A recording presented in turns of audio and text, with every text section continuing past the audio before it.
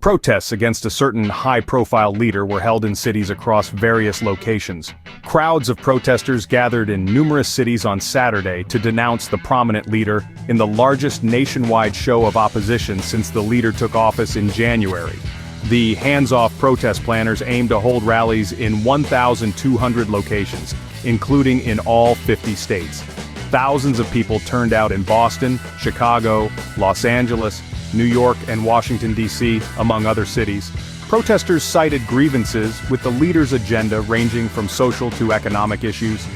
Coming days after the leader's announcement that certain tariffs would be imposed on most countries around the world, gatherings were also held outside the country, including in London, Paris, and Berlin.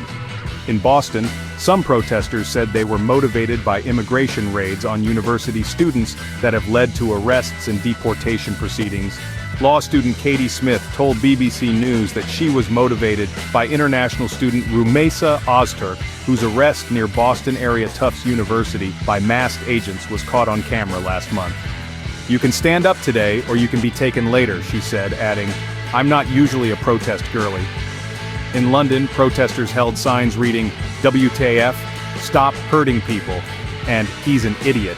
They chanted, "Hands off Canada, hands off Greenland, and hands off Ukraine," referencing the leader's changes to foreign policy.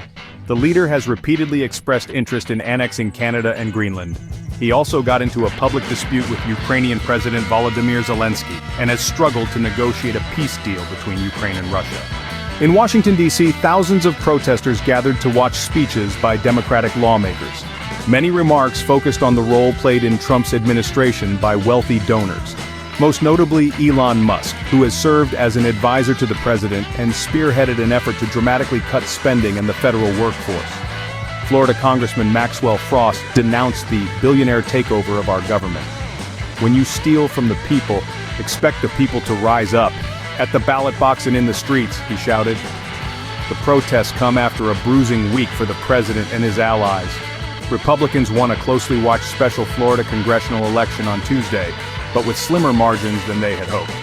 Wisconsin voters elected a Democratic judge to serve on the state Supreme Court, roundly rejecting a Musk-backed Republican candidate by almost 10 percentage points. In both states, Democrats sought to tap into voter anger towards the Trump administration's policies and Elon Musk's influence. Some polls show approval ratings for President Trump to be slipping slightly. One Reuters Ipsos poll released earlier this week found that his approval rating had dropped to 43%, its lowest point since Trump began his second term in January. When he was inaugurated on the 20th of January, his approval rating was 47%.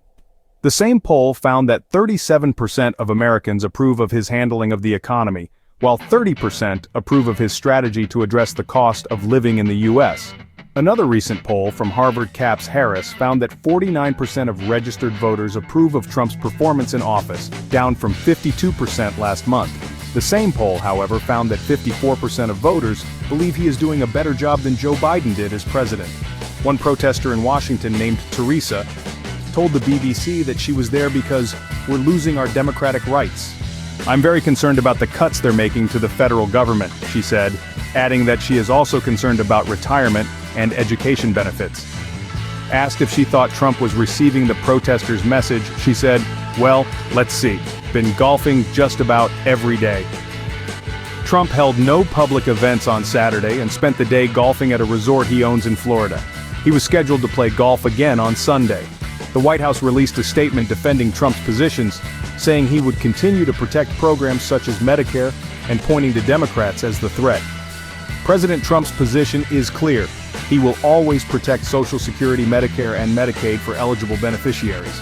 Meanwhile, the Democrats' stance is giving Social Security, Medicaid, and Medicare benefits to illegal aliens, which will bankrupt these programs and crush American seniors. One of Trump's top immigration advisors, Tom Homan, told Fox News on Saturday that protesters held a rally outside of his New York home, but that he was in Washington at the time. "They can protest a vacant house all they want," Homan said, adding that their presence tied up law enforcement and prevented officials from seeing to more important tasks. "Protests and rallies, they don't mean anything," Homan continued. "So go ahead and exercise your First Amendment rights. It's not going to change the facts of the case." Thank you for watching Topics on Trend. Go ahead and check out another trending video on our channel here, like subscribe, comment, and share.